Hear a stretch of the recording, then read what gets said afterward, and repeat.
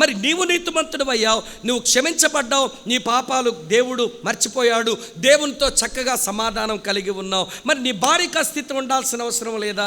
నీ భర్తకు ఆ స్థితి ఉండాల్సిన అవసరం లేదా?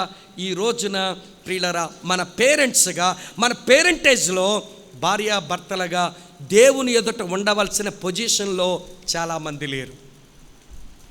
కొంతమంది భార్యలు నీతిమంతులుగా తీర్చబడ్డారు, వారి పాపాలు క్షమించబడ్డాయి, వారి పాపాలు దేవుడు మర్చిపోయాడు, మంచిదే. కానీ కొంతమంది భార్యలకు ఈ అనుభవం లేదు, కొంతమంది భర్తలకు అనుభవం లేదు. అందుకనే ఒకరు ఒకలాగా నడిస్తే మరొకరు మరోలాగా నడుస్తున్నారు. ప్రియులారా, ఇద్దరు ఒక ఈక్వల్ గ్రౌండ్లోనికి ఒక కామన్ గ్రౌండ్లోనికి రావాలి. నీకు కాఫీ ఇష్టం అవ్వచ్చు, ఆయన గారికి టీ ఇష్టం అవ్వచ్చు, నీకేమో స్వీట్ ఇష్టం అవ్వచ్చు, ఆవిడ గారికేమో హాట్ ఇష్టం ఉండొచ్చు, నీకు మాంసం ఇష్టం ఉండొచ్చును, ఆవిడ గారికేమో చేపలు ఇష్టం అయ్యి ఉండొచ్చును. ఇలాంటి చిన్న చిన్న అలవాట్లో డిఫరెన్సెస్ ఉన్న మేజర్ విషయంలో ఒక కామన్ గ్రౌండ్లోనికి రావాలి. అది క్రిస్టియన్ ఫ్యామిలీ. ఏంటా మేజర్ ఇష్యూ అంటే దేవునిలో మనము నీతిమంతులుగా తీర్చబడ్డాం. నాతో ఉన్నారా? నా మాటలు అర్థమవుతున్నాయా? దేవుని అవసరము తీర్చగలిగిన ఆ ఫ్యామిలీ ఒక కామన్ గ్రౌండ్లో ఉంది. అదేంటంటే వీరిద్దరు కూడా దేవుని దృష్టి ఎదుట ఎవరు నీతిమంతులు. ఇప్పుడు భర్తలను అడుగుతున్నాను, అన్నయ్యలారా, మీ సతీమణి ఆమె నీతిమంతురాలుగా తీర్చబడిందా? అక్కలను అడుగుతున్నాను, అమ్మా, మీ భర్తలు నీతిమంతులుగా తీర్చబడ్డారా?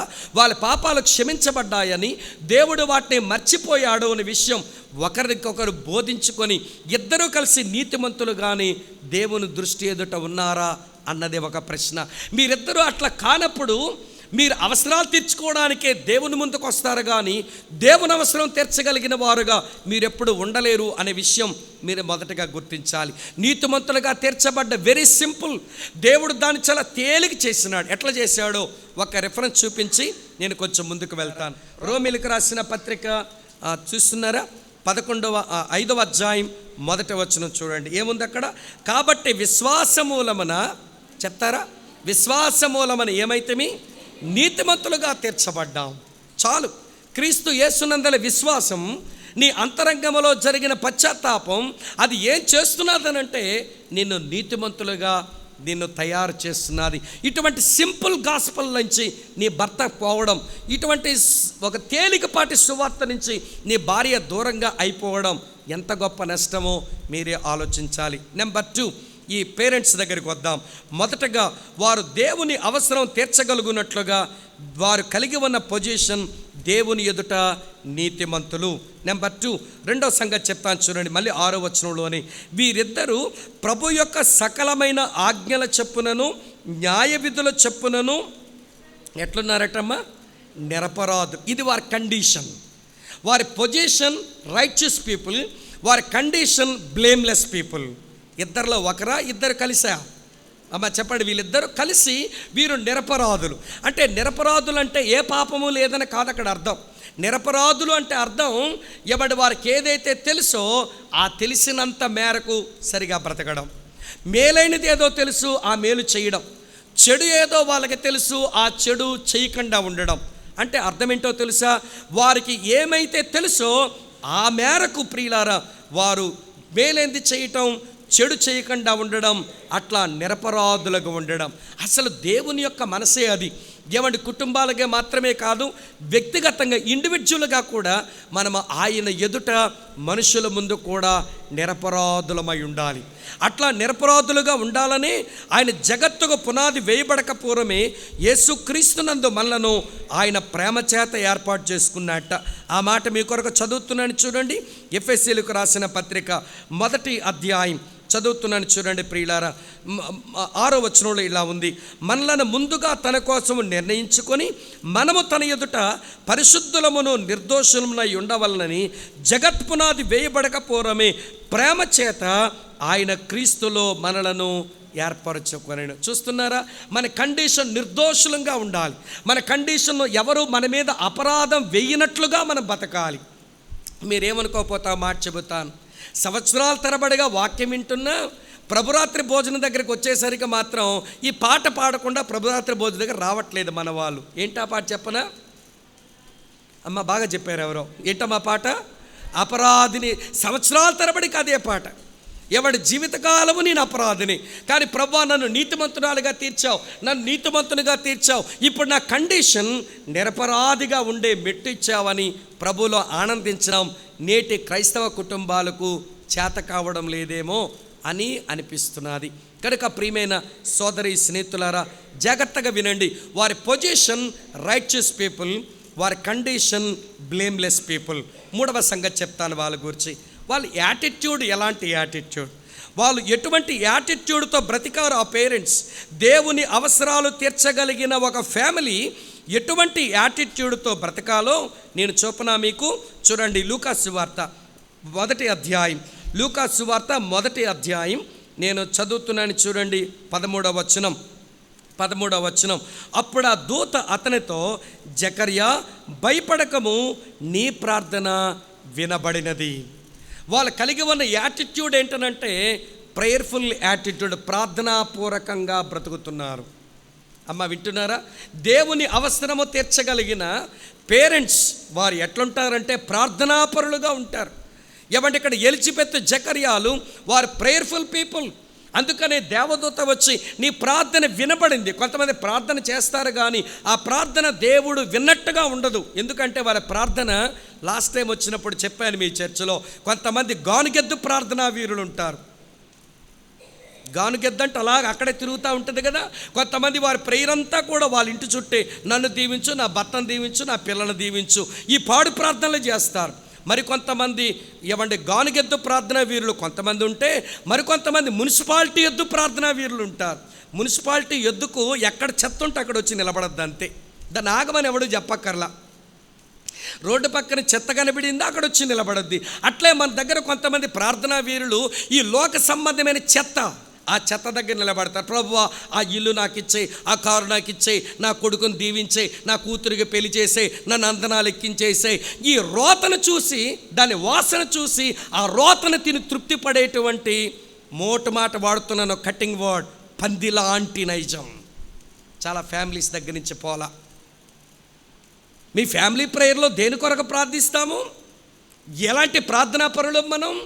అయితే గానుగెద్దులాగా ఇంటి చుట్టూ తిరుగుతాము, లేకపోతే మున్సిపాలిటీ ఎద్దులాగా రోతన వాసన చూస్తాం ప్రార్థనలో, అది కావాలని తపన పడుతుంటాం. ఏమి ప్రార్థనా పరులమండి మనం? ప్రియులారా, ఎలిజబెత్, జకర్యా అది ప్రీస్ట్ ఫ్యామిలీ, అందుచేత ప్రజలందరి కొరకు ప్రార్థన చేస్తున్నారు. అలాగనే వారికి బిడ్డలు లేరు, ఒక బిడ్డనిస్తే ఏం చేద్దాం అనుకున్నారో కానీ ప్రియులారా వారు చక్కని ప్రార్థనా పరులు. వారి యొక్క యాటిట్యూడ్ ప్రేయర్ఫుల్ యాటిట్యూడ్. ఇది మీరు గమనించాలి. ఇంతకంటే ఎక్కువ చెప్పను ఆ పేరెంట్స్ గురించి, మధ్యాహ్నం చాలా చెప్పాలి మీకు.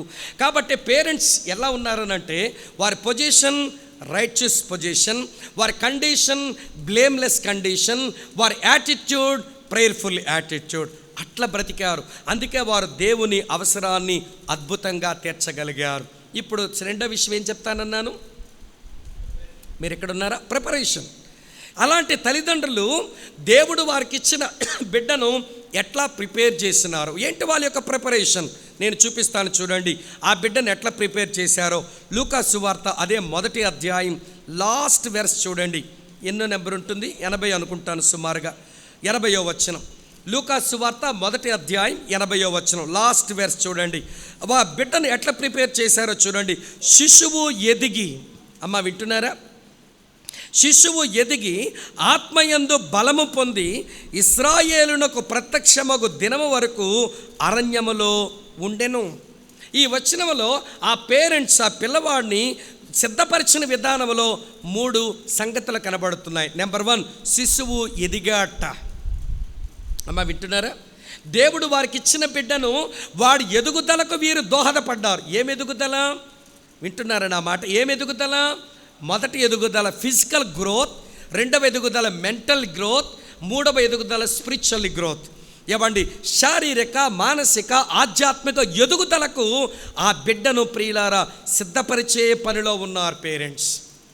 ఇక్కడ ఉన్న మీరంతా మీ పిల్లల ఫిజికల్ గ్రోత్కి మీరేమీ తక్కువ చేయరు. మీరు తెచ్చిన జీతాలు ఎందుకు, మీరు కష్టపడుతుంది ఎందుకు, మీరు వండింది ఎందుకు, వాడికి బాగా తినిపించి వాడు శారీరకంగా పుష్టిగా మీ కళ్ళ ముందు కనబడితే మీ కళ్ళు నిండా అట్లా మన పిల్లోడి నింపుకొని చూసి ఏమండి పొట్ట చెక్కలయ్యేలాగా సంతోషపడి నవ్వుతా, ఆహా నా కొడుకు శారీరకంగా చాలా బాగున్నాడు.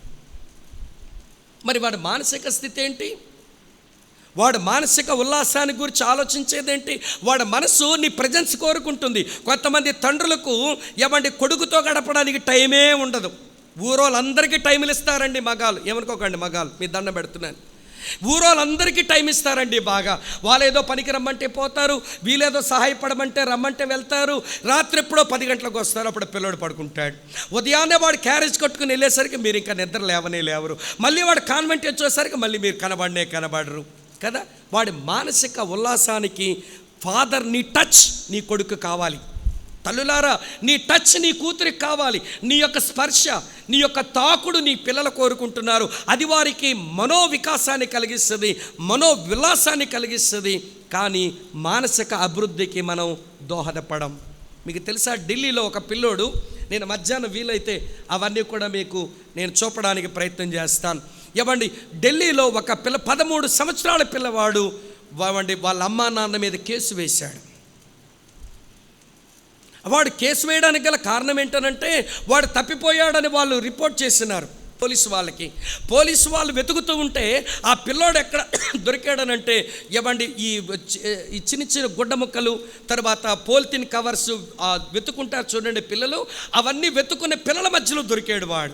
వాడిని పట్టుకొని అడిగారు, ఒరే మీ పేరెంట్స్ అంతా డబ్బున్నోళ్ళు కదా, నువ్వేంట్రా ఈ అడుక్కునే పిల్లల దగ్గర ఈ ఫుట్పాత్ మీద బతుకుతున్న వాళ్ళ మధ్య ఉన్నావనంటే, వాడు అన్నాడట, మా అమ్మ నాన్నతో పాటు ఒకసారి ఇలాగే ఈ దారిలో వెళ్ళాను, ఈ పిల్లలంతా ఎంత సంతోషంగా ఉన్నారో, కలిసిమెలిసి ఉన్నారో అది నాకు కనబడింది.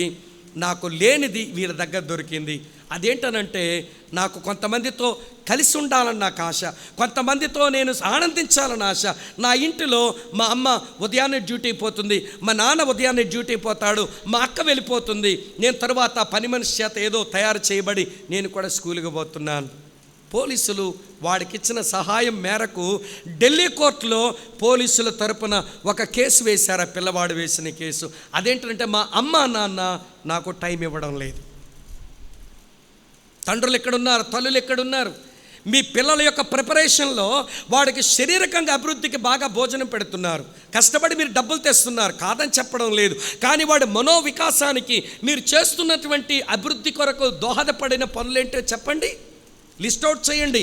షేరింగ్ టైంలో అన్న జోసెఫ్ అన్న అంతా చేసిన తర్వాత, నా కొడుకు నా కూతురు మనోవికాసానికి నేను ఏం చేస్తున్నాను, ఏం ఇవ్వడం లేదు అనేది మిమ్మల్ని మీరు ఎవాల్యుయేట్ చేసుకోండి, అర్థమవుతుంది మనకి.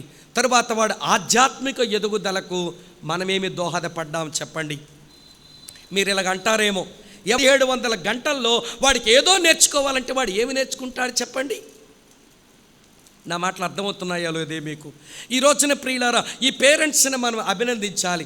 ఎట్లా అభినందించాలనంటే, వారు శిశువును ఎదుగునట్లుగా చేశారు. వాడు గ్రోత్ కనబడుతుంది వాళ్ళలో, శారీరకంగా, మానసికంగా, ఆధ్యాత్మికంగా వాడు అభివృద్ధి చెందినాడు, వృద్ధి చెందినాడు, ఎదిగినాడు. నెంబర్ 2, రెండో విషయం ఏంటనంటే, చూడండి, వాడు ఏమైనాడట, ఆత్మయందు ఏమయ్యాడటమ, వాడు బలము పొందాడు, filled with the Holy spirit.